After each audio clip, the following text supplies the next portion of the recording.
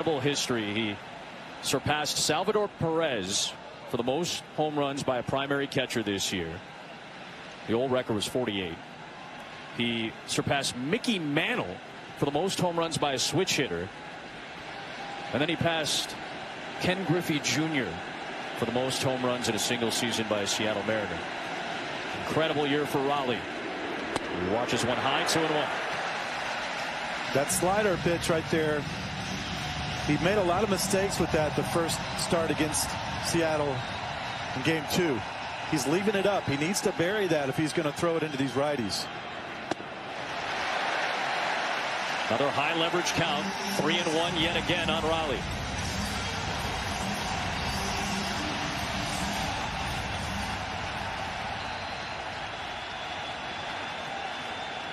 Skubal comes home. Raleigh pops it up foul. 3-2. Another foul ball.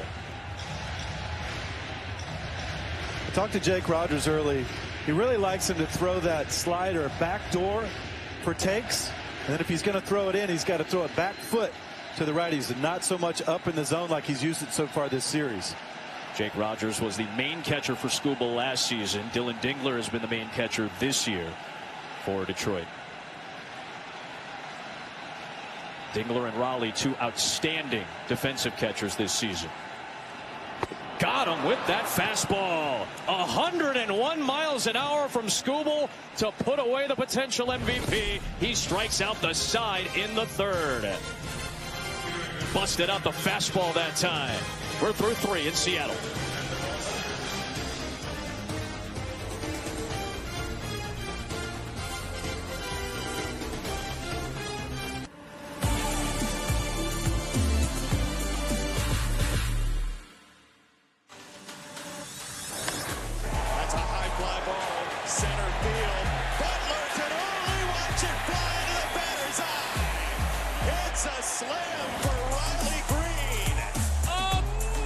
Shot carries the big batter's eye in straightaway center. Huge hit right there. The first career slam for Riley Green, just like that, have taken a 4-3 lead over the A's.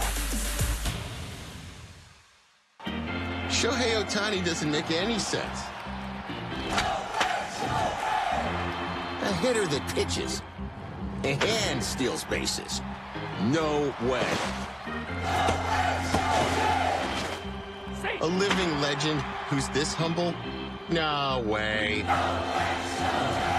Ohtani isn't a one-way player or a two-way player. He's a no-way player. Take 136 teams who all want the same thing. Glory! Then throw in a bit of loathing. A few wild animals and one primal scream. Now buckle up for the wild world of college football.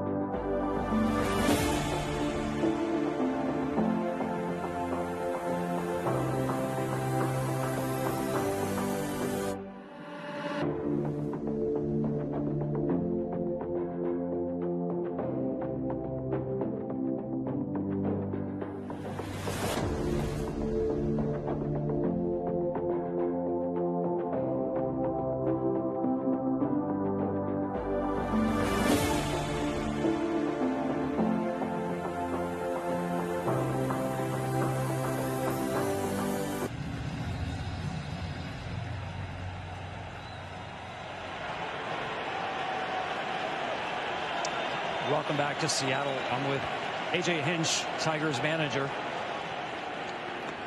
A.J., 11 batters to come to the plate against Tarik Skubal. 18 foul balls, 4 by Josh Naylor in that key at bat. What do you see?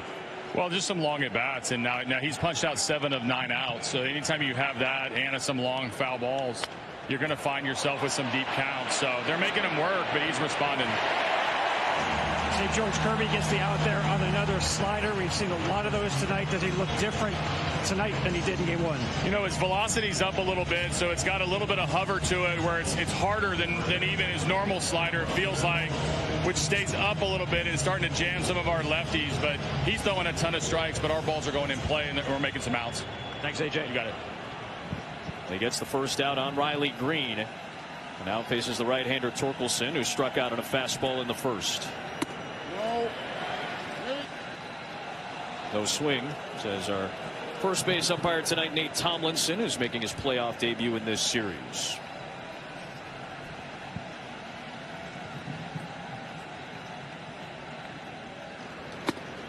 There's another slider.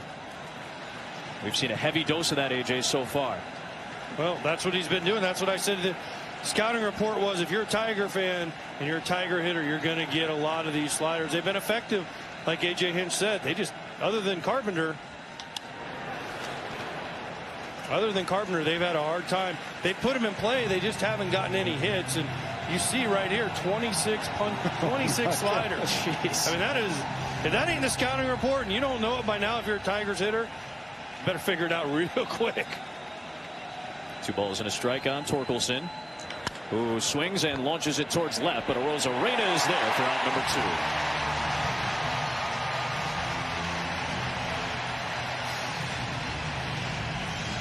2. Back to the 3rd inning when he faced Javi Baez. Yeah, watch what he does right here.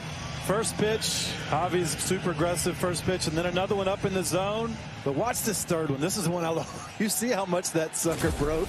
It started on the outer 3rd and broke a foot off the plate. It's been a great strikeout pitch all year for Kirby, who faces Colt Keith.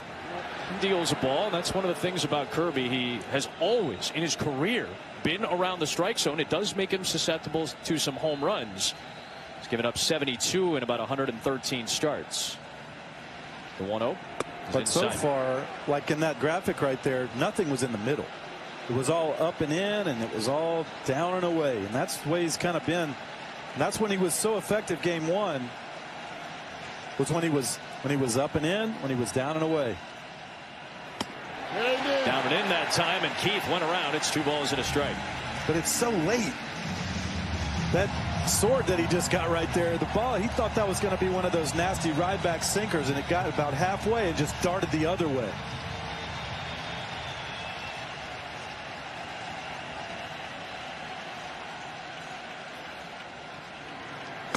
Strike 2. That's the X game right there. I call that the X game because it gets right to a certain point in the throw, and it either goes left or right. You don't know if it's going which way. It could be really tough to cover. 2-2 pitch. Oh, that went inside and got a piece of Colt Keith.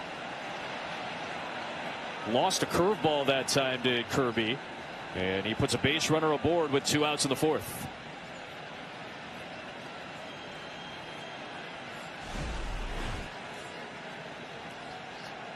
Got him right on the shoe top there. The outside of the foot, there's a little, he has the shin guard, the foot protector, but there's no protection when it hits that bone on the outside of the foot. That stinks. Yeah. You see Kirby's frustration because he knew he had him set up for that back foot slider, and he just yanked a little bit of a curveball there. And the Tigers got to figure out a way to score some runs. I mean, you can talk about schoolball. They haven't scored a run in the first 4 innings the entire series. All 18 runs have come in the 5th or later in this set. There's a strike to McKinstry. In fact, of the 27 Detroit runs in the postseason, counting the wild card series, 24 of them have come in the 5th inning or later. Kirby to the first-time All-Star Zach McKinstry, who takes a pitch off the plate and a little hot. I know he just got hit in the foot, but is there any way you put this guy in motion right here? AJ trying to get him with 2 outs to second base? No, Keith can't run. Keith can't run like that. No, absolutely not. There he goes. He takes off. Raleigh's throw down to second. Tag not there. He's safe. He tried 2 stolen bases all season. He was 1 for 2. And in the biggest game of the year, Colt Keith, after getting smacked in the foot, tries to steal second base. We have a review, though. Seattle is challenging the state call at second base. This will be a replay review. It is presented by Zoom. I mean, that is about as perfect of a throw right to the glove of J.P. Crawford, and this is going to be an interesting call. Well, this is why Cal Raleigh wins platinum gloves, because he can make throws like this. That's about as bang as you can get. He's out, though. His foot hasn't hit the base, and the throw leads the tag right into the runner. AJ, I mean, that's an A+ throw right there, because J.P. Crawford sticks his glove on the bag, or in front of the bag, and barely has to move it. Yeah, he's out. This should be quick.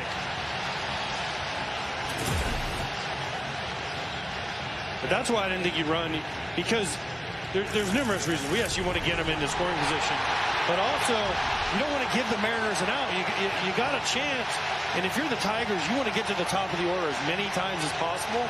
You can't give them an out right there. Alan Porter with the call.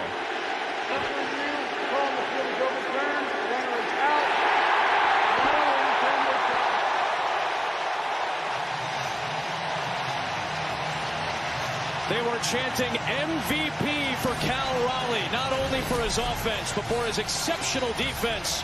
Crawford didn't have to do a whole lot. Dan Wilson, the former catcher, loves it.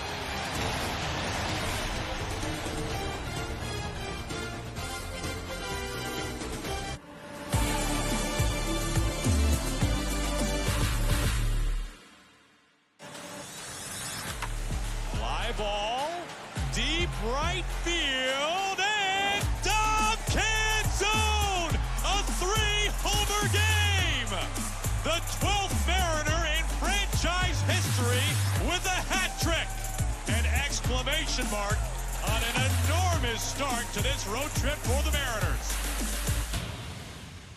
Ohtani climbs in. Williams has one that he likes, and off we go with Ohtani blasting the ball way gone. 1 pitch, 1 swing, 1 run. He is a rare player, and he is not afraid to just, I haven't ever seen you, but I see the ball very well. Put the Dodgers on top. What a player. Morgen gaat Indonesië de strijd aan voor een WK-ticket. Dichter bij een WK zijn ze zelden geweest. De ploeg van Patrick Kluivert gaat er alles aan doen om een historische prestatie neer te zetten en voor het eerst een WK te bereiken. En dan zal het stadion, Jakarta, zal Indonesië ontploffen. De WK-kwalificatie van Indonesië. Live op ESPN.